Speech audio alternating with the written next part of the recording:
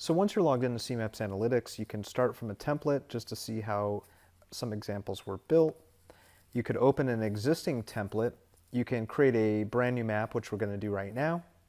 In CMaps Analytics, we have control over the map itself. So let's say I wanted to change the base layer to cool gray. We have the ability to do that. Or we can create our layers. So as I mentioned, we have over 20 layers. Maybe I want to display my admin layers. So these are going to be zip codes. And what I've done is I've already grabbed some data from Excel. So I've got some zip codes, I've got a label, I've got, maybe this is a foot traffic, and this is my target. So we want to see 400. So I've got about 500 records here.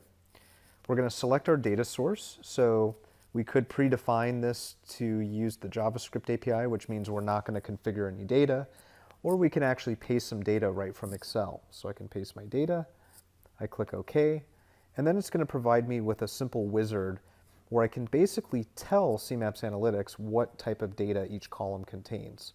So the first column is going to be my location because it's a zip code, and we also need to tell it that the first row is going to be the column titles. Let's save this. Third column is going to be my traffic. Fourth column is not going to be color. This is going to be my target. So now that we've defined all of my data, we can go to appearance where we can change the various visibility and drilling options. We also have alerts.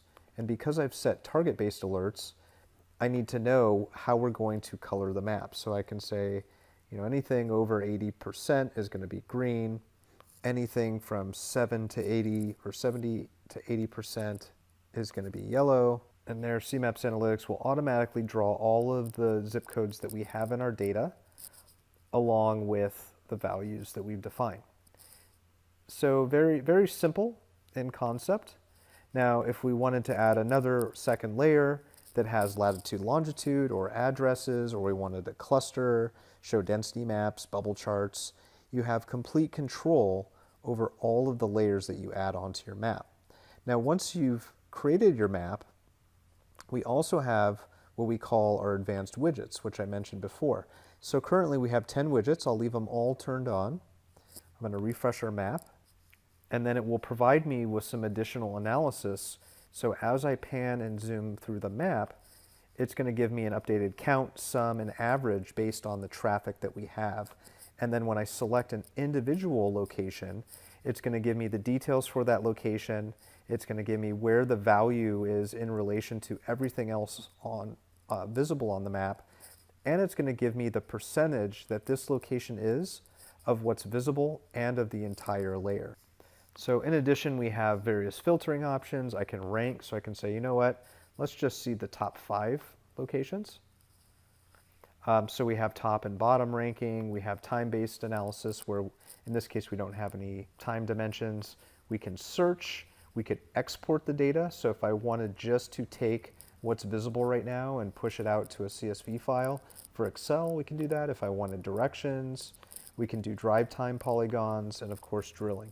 So there's a lot of pre-baked functionality inside of CMaps Analytics that you can turn on and off by just checking a box. Lastly, when we go to export CMaps Analytics, we have a number of options depending on which license you have. So I could take this map as it exists before I did my filtering, and I could actually export this to an HTML file.